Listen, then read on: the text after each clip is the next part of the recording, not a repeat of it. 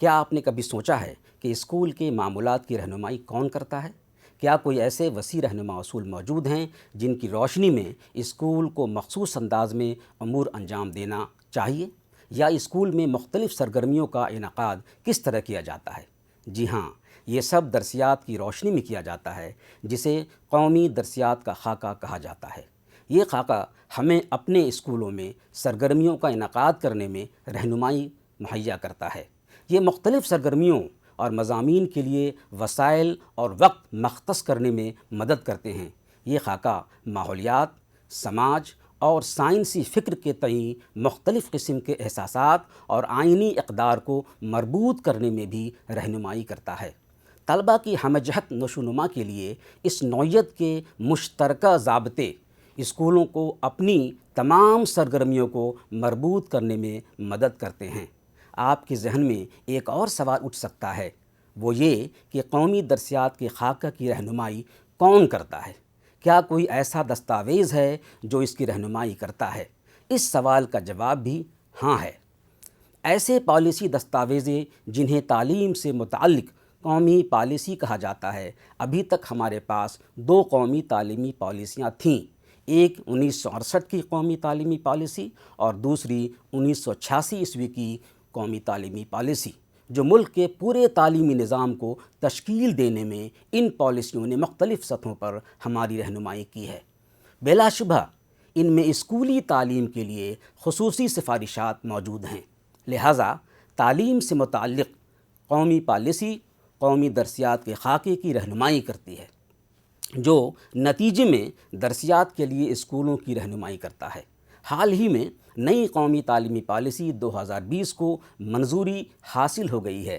اس نئی تعلیمی پالیسی کی روشنی میں ہمیں 2021 میں نیا قومی درسیات کا خاکہ حاصل ہو سکتا ہے۔ جہاں تک قومی درسیات کے خاکے کا تعلق ہے، اب تک ہمارے پاس قومی درسیات کے 4 خاکے دستیاب ہیں جنہیں NCERT نے تیار کیا ہے۔ پہلا خاکہ 1975 میں تیار کیا گیا تھا، دوسرا 1988 میں آیا، پھر تیسرا خاکہ سن 2000 میں اور آخری 2005 میں متعارف کرایا گیا۔ ظاہر ہے کہ قومی درسیات کے خاکے پر عمل کرتے ہوئے ہم نصاب، درسی کتب اور دیگر تدریسی مواد تیار کرتے ہیں۔ اب سوال یہ پیدا ہوتا ہے کہ درسیات کا خاکہ کیوں تشکیل دیا جاتا ہے؟ دراصل نفسیاتی، سماجی اور اقتصادی شعبوں میں مسلسل تبدیلیوں کے سبب اسکولی تعلیم میں بھی تبدیلی کی ضرورت پیش آتی ہے۔ یہی وجہ ہے کہ ہمیں ایک وقفے کے بعد قومی درسیات کے خاکے کو متعارف کرانے اور تحال بنانے کی ضرورت پیش آتی ہے۔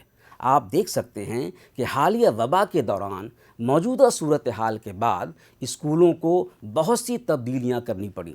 ان کے اثرات اندازہ قدر کے عمل پر، تدریسیات کے عمل پر اور یہاں تک کہ اسکول کی تمام سرگرمیوں پر پڑا۔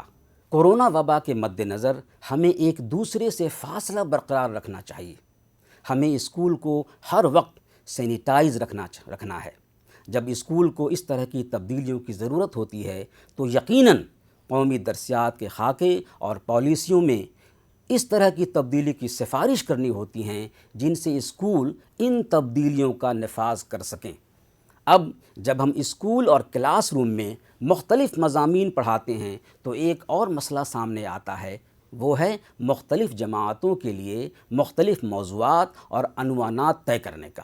اس کے لیے ہمارے پاس ایک اور دستاویز ہوتی ہے جس کا ذکر کیا جا چکا ہے، اور وہ ہے نصاب۔ اس لیے قومی درسیات کے خاکے کے بعد ہم نصاب تیار کرتے ہیں، کیونکہ نصاب ہمیں نہ صرف موضوعات اور عنوانات فراہم کرتا ہے بلکہ تدریسیات میں بھی ہماری رہنمائی کرتا ہے کہ ان موضوعات کو کس طرح پڑھایا جائے۔ قومی درسیات کے خاکے پر اگر گہری نظر ڈالیں تو یہ ہمیں کلاس روم میں پڑھائے جانے والے مختلف موضوعات یا عنوانات کے لیے وقت کا تعین کرنے میں بھی مدد کرتا ہے۔ کلاس روم میں پڑھائے جانے والے موضوعات کا تعین ہونے کے بعد ہمیں اس مضمون سے متعلق مواد کی ضرورت پڑتی ہے۔ مثال کے طور پر اگر ہمیں غذا سے متعلق موضوع تیسری یا چوتھی جماعت میں پڑھانا ہے تو اب یہ طے کرنا ہوگا کہ غذا کے موضوع میں کیا پڑھایا جائے، کیونکہ ہمارے ملک میں بہت سی ریاستیں ہیں، ان میں خوراک کی عادتیں الگ الگ ہیں، کھانے کا کلچر الگ الگ ہے۔ اس لیے اب غذا کے موضوع کو کلاس روم میں پڑھانے کے لیے ہمیں مواد کی ضرورت ہے، اور وہ بھی موضوع سے تعلق رکھنے والے مواد کی، اور یہ مواد ہماری نصابی کتب کے ذریعے فراہم کیا جاتا ہے۔ یہی وجہ ہے کہ ہمارے یہاں سبھی جماعتوں اور سبھی مضامین کی نصابی کتب دستیاب ہوتی ہیں۔ اس لیے ضروری ہے کہ یہ کتب متعامل یعنی انٹریکٹیو ہوں، اور ان میں طلباء کے ذاتی تجربات کے لیے مناسب مواقع فراہم ہوں، تاکہ انہیں کلاس روم کی سرگرمیوں میں مشغول رکھا جا سکے۔ جب ہم نصابی کتب تیار کرتے ہیں تو کبھی کبھی یہ ہوتا ہے کہ نصابی کتب میں نیا نظریہ سامنے آ جاتا ہے۔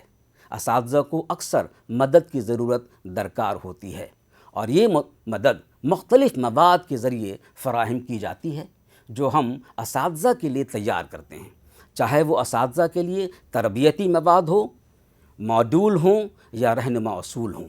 مثال کے طور پر فرض کیجئے طریقۂ انداز قدر یا امتحانات میں کوئی تبدیلی ہوتی ہے، تو ظاہر ہے کہ اس تبدیلی انداز قدر یا امتحانات کے بارے میں اساتذہ کی رہنمائی ضروری ہوگی۔ اس کے ساتھ ہی ہمیں اساتذہ کے لیے امدادی مواد کی ضرورت درکار ہوتی ہے، کیونکہ یہ مواد بہت سے مقاصد پورے کرتا ہے۔ مثال کے طور پر عالمی وبا کے اس دور میں ہو سکتا ہے کہ ہمارے پاس بہت جلد نصابی کتب نہ آ سکیں، یا نیا نصاب بہت جلد تیار نہ ہو سکے، ہمیں نہ فراہم ہو سکے، لیکن ہمارے پاس ہمیں وقت ہونا چاہیے۔ اساتذہ کا امدادی مواد نئے نظریات اور نئی ضروریات کو ذہن میں رکھتے ہوئے تیار کیا جاتا ہے، تاکہ استاد اس مواد کی مدد سے نصابی کتب کو پڑھا سکے اور تدریس و آموزش کے عمل کو آگے بڑھا سکے۔ اس طرح سے اسکول ان طلباء کے مجموعی فروغ کے لیے کام کرتا ہے۔ ہم اپنے طلباء میں تبدیلی دیکھنا چاہتے ہیں۔ ظاہر ہے ہمیں امید ہوتی ہے کہ بچوں کے کردار میں تبدیلی ہوگی۔ یہ فطری ہے۔ تبدیلی کو اکثر آموزشی ماحصل سمجھا جاتا ہے۔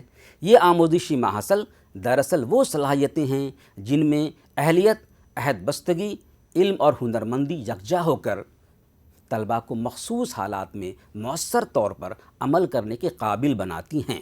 اس کے علاوہ استعداد ایسے علم اور ہنرمندی کا اظہار کرتی ہے جس پر کوئی شخص معیاری حالات میں عمل کر سکتا ہے۔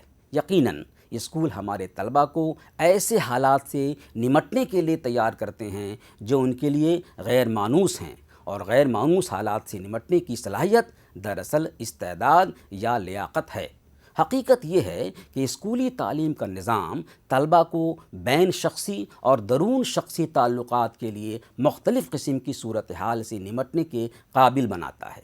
اسی لیے اس طرح کے استعداد آموزشی ماحصل کے تحت آتی ہیں۔ میں آموزشی ماحصل کی ایک مثال یہاں پیش کر سکتا ہوں۔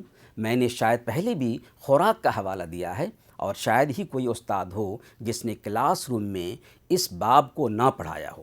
اس سے متعلق بہت سی سرگرمیوں کا بھی انعقاد کیا گیا ہوگا۔ اس لیے اب ان سرگرمیوں کے بعد طالب علم مختلف عمر کے لوگوں کے لیے، جانوروں کے لیے، پرندوں کے لیے خوراک کی ضرورت کو زیادہ واضح طور پر بیان کر سکیں گے۔ اس لیے جب استاد کلاس روم میں کوئی سبق پڑھاتا ہے، کوئی موضوع یا کسی عنوان سے کچھ پڑھاتا ہے اور طلباء اس کو سمجھتے ہیں، تو اس سے طالب علم کے رویے میں تبدیلی آتی ہے، اور رویے میں اس تبدیلی کو ہی آموزشی ماحصل کہا جا سکتا ہے۔ اور ہمارے پاس ایسے بیانات ہو سکتے ہیں کہ طالب علم نے مختلف عمر کے لوگوں کے لیے خوراک کی ضروریات کو واضح کیا ہے، یا طلباء نے خوراک میں شامل مختلف اجزاء کی وضاحت کی، یا طلباء نے اپنی اپنی پسند کے کھانوں کی سراحت کی۔ یہ سب آموزشی ماحصل ہو سکتے ہیں، لیکن NCERT میں ہم انہیں آموزشی نتائج نہیں مانتے۔ یہ آموزشی ماحصل دراصل ایک عمل ہے جو جاری رہتا ہے۔ اس لیے اب ہم تعلیم سے متعلق قومی پالیسی، قومی تدریسیاتی خاکہ، درسیات، نصاب، نصابی کتب، اساتذہ کے لیے امدادی امباد اور آموزشی ماحصل کے آپس میں تعلق کو سمجھ سکتے ہیں جو ایک دوسرے سے جڑے ہوتے ہیں۔ اور اب بات مخفی درسیات کے تصور کی۔ یقیناً ہماری تعلیم سے متعلق قومی پالیسی، قومی درسیاتی خاکہ کا مقصد یہ بھی ہوتا ہے کہ بچے آئینی اقدار سے واقف ہوں، بچے صنف کے بارے میں حساس ہوں، ماحولیات کے تحفظ کے بارے میں بھی آگاہی رکھتے ہوں۔ اگرچہ ہم اسکولوں میں اس طرح کی چیزوں پر جانے انجانے باضابطہ طور پر عمل کرتے نظر نہیں آتے، فرض کیجئے ہم بچوں کو علیحدہ علیحدہ بٹھا رہے ہیں، لڑکوں کو الگ، لڑکیوں کو الگ۔ اگرچہ قومی درسیاتی خاکے میں صنف سے متعلق حساسیت کو فروغ دیا گیا ہے، لیکن اس کے باوجود اساتذہ طلباء کو الگ الگ قطار میں بیٹھنے کی ہدایت دیتے ہیں۔ اس طرح کی چیزیں طلباء کو پوشیدہ پیغام دیتی ہیں اور اس طرح یہ امتیاز اسکول سے نکل کر سماج میں سرایت کرتا ہے۔ اس لیے ہمیں درسیات کے دوران بہت محتاط رہنے کی ضرورت ہے تاکہ فرسودہ خیالات ہماری کلاس، ہمارے اسکول میں پروان نہ چڑھیں، اور اگر ہم اسکول کو اور اپنے سماج کو شمولیاتی بنانا چاہتے ہیں تو یہ چیز ہمارے طلباء کے رویے میں شامل نہیں ہونی چاہیے۔